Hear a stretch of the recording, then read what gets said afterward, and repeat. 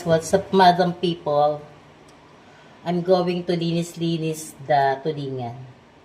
I'm going to out this buntot. You know, maka-English lang.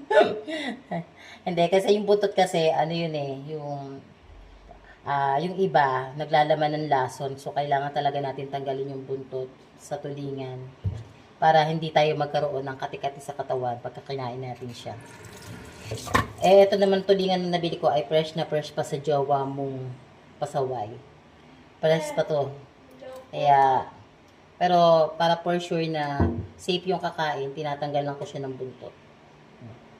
At ang gagawin ko pong luto dito ay sinaing na tulingan. Mamaya ipapakita ko sa inyo. Masakit siya. Isang beses na nagtatanggal ako ng buntot nito.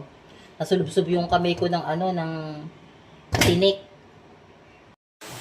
At eto na po ang aking mga gagamiting sangkap sa aking sinaing na tulingan. Taba ng mamoy at sibuyas. Gayon din po ang bawang. At tanlad. Dahil wala akong luya, hindi ako nakabili. Tanlad na lang ang gagamitin ko. Nakakawala dito ng lansa at magdadagdag ng aroma ng isda. Sarap. Medyo makunat siya. Kasing kunat ng ex ko. Literal. Makunat. Literal na makunat. Kayo ba, yung mga ex nyo, hindi ba makunat? Joke lang. Baka magalit eh.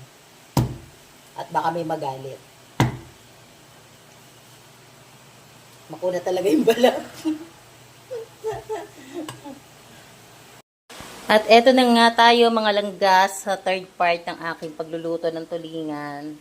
Ayan, i-assemble ko na siya dyan sa kawali ng sila magkasundo ng kawali. Ayan. Ayan. Ayan eh, binaan ko lang sa gitna para medyo madami-daming tingnan kasi 3 piraso lang po yan. So, isasama ko na din itong kanyang mga atay. Atay, yan. Masarap din po kasi yan at favorite ko yung kainin. Sa mga hindi nakakaalam ay pinakamasarap yan sa parte ng isda. Ang kanilang laman loob. At eto na ang kanyang tanlad. Mamoy.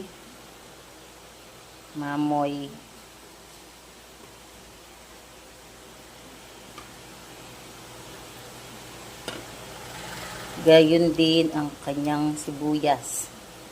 Pulang sibuyas pala ang aking nilagay. Mga langga, na-assemble ko na ang aking sasaing na tulingan. Nilagyan ko na rin dyan ng tubig at kaunting suka na magpapagaan ng kanyang buhay.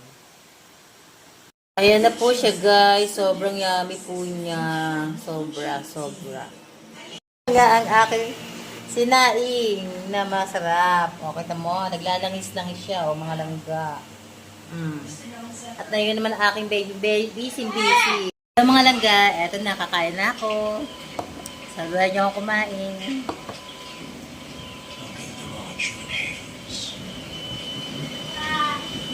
Yung bunso ko nauna na sa akin kumain yung kaya ako na lang.